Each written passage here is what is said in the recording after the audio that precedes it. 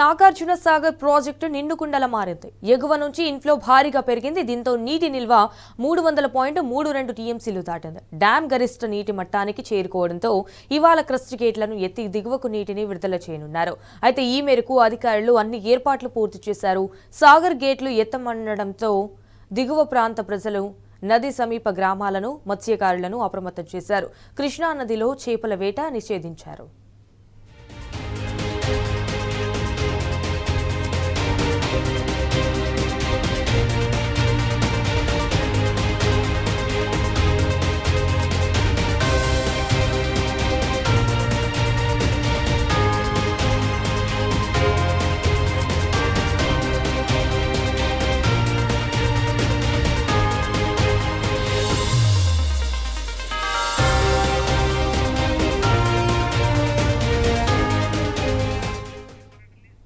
Right, ఇదే విషయానికి సంబంధించి మరిన్ని డీటెయిల్స్ మా ప్రతినిధి రాము ఫోన్ ఇన్ ద్వారా అందిస్తారు. ఎస్ రాము, చెప్పండి. ఇటు నాగార్జున సాగర్ ప్రాజెక్ట్ అయితే నిండుకుండలా మారింది అన్నట్టుగా తెలుస్తోంది. సో ఎగువ నుంచి ఇన్ఫ్లో భారీగా పెరిగింది.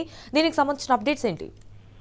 సంజన, మరి కాసేపట్లో నాగార్జున సాగర్ క్రస్ట్ గేట్లు ఎత్తి దిగువకు నీటిని విడుదల చేసేలాగా ఎన్హెచ్పీ అధికారులు అన్ని రకాల ఏర్పాట్లు చేయడం జరిగింది. వారం రోజుల ముందు నుంచి గేట్ల మరమ్మతులు, అదేవిధంగా స్పిల్వే మరమ్మతులకు సంబంధించినటువంటి అన్ని ఏర్పాట్లు కూడా చేశారు. ఎగువ నుంచి అనుకున్న దానికంటే ఎక్కువగా ఫ్లడ్ వస్తుండటంతో చూస్తుండగానే నాగార్జున సాగర్ నీటి మట్టం క్రమంగా పెరుగుతూ వచ్చింది. గరిష్ట నీటి మట్టానికి చేరువ కావడంతో ప్రభుత్వ ఆదేశాల మేరకు మరొక సేపట్లో క్రస్ట్ గేట్లు ఎత్తి దిగువకు నీటిని విడుదల చేస్తున్నట్టు కూడా ఎన్హెచ్ అధికారులు చెప్పారు. శ్రీశైలం డ్యాం 4 గేట్లు ఎత్తడంతో ఆ వచ్చిన వరద వచ్చినట్టుగా నాగార్జున సాగర్కు వస్తుంది. ఈ సమయానికి కూడా 1,00,000 క్యూసెక్ల నీరు నాగార్జున సాగర్ ఇంట్లో వస్తుండటంతో 590 అడుగుల పూర్తిస్థాయి నీటి మట్టానికి ప్రస్తుతం 586 అడుగుల నీటి మట్టానికి నాగార్జున సాగర్ చేరుకుంది. 312 టీఎంసీల నిల్వ సామర్థ్యానికి 300 టీఎంసీలు వచ్చి చేరడంతో ఇక వెంటనే దిగువకు నీటిని విడుదల చేయాలని ప్రభుత్వ ఆదేశాలు రావడంతో క్రస్ట్ గేట్లు ఎత్తేందుకు సమాయత్తమవుతున్నారు. అయితే పెద్ద ఎత్తున కూడా దాదాపు 2 లక్షల పైచలకు క్యూసెక్ల నీటిని దిగువ పొందుతున్నారు కాబట్టి క్రస్ట్ గేట్లు ఎత్తున్నారు కాబట్టి దిగువ ప్రాంతంలో ఉన్నటువంటి నది సమీప గ్రామాల ప్రజల్ని, మత్స్యకారుల్ని, అదేవిధంగా పుట్టిలో ప్రయాణించే వారిని, పల్లకట్టులో ప్రయాణించే వారందరూ కూడా ఆ హెచ్చరికలు జారీ చేయడం జరిగింది. కృష్ణానదిలో మత్స్యవేట కూడా ఇప్పటికే నిషేధించారు. కృష్ణానది పోటెత్తి ప్రవహిస్తుంది కాబట్టి పెద్ద ఎత్తున ఇన్ఫ్లోస్ వస్తున్నాయి కాబట్టి క్రస్ట్ గేట్ కూడా ఎత్తారు కాబట్టి కృష్ణానది ఉధృతంగా ప్రవహిస్తుంది కాబట్టి ఎవరు కూడా నది సమీపంలోకి వెళ్ళొద్దంటూ కూడా టామ్ కూడా నిర్వహించారు. అయితే ఎన్హెచ్పీ అధికారుల తీరు పట్ల సర్వత్రా కూడా విమర్శలు వ్యక్తమవుతున్నాయి. నాగార్జున సాగర్ ఎడమకాల కింద, మేజర్ల కింద, లిఫ్ట్ల కింద, కొన్ని డిస్ట్రిబ్యూటర్ల కింద పూర్తి స్థాయిలో నీటిని విడుదల చేయలేదు, చెరువులను కూడా నింపలేదు.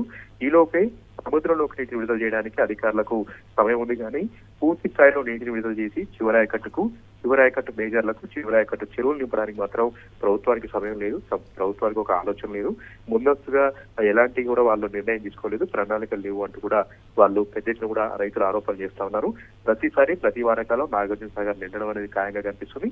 అయినప్పటికీ కూడా వచ్చే యాసంగి పంటలకు నీరు లేక రైతులు ఎక్కడికక్కడ ఇబ్బందులు పడుతూ ఉంటే నీటిని పొదుపుగా వాడుకునే తెలివి ప్రభుత్వానికి లేదంటూ కూడా సరత్తుడు విమర్శలు వ్యక్తమవుతున్నాయి. ఇప్పుడు ఇంత పెద్ద ఎత్తున ఇంప్లోస్ వస్తున్నాయి కాబట్టి అన్ని గొలుసుకట్టు చెరువులు నింపాలి, డిస్ట్రిబ్యూటర్లు అదేవిధంగా మేజర్ల కింద పూర్తి స్థాయిలో చివరాయకట్టు వరకు కూడా నిర్మించేలాగా ఒక ప్రణాళికతో చిత్తశుద్ధితో నీటిని విడుదల చేయాల్సినటువంటి అవసరం ప్రభుత్వం పైన ఉందంటూ కూడా ఆరోపణలు వ్యక్తమవుతున్నాయి.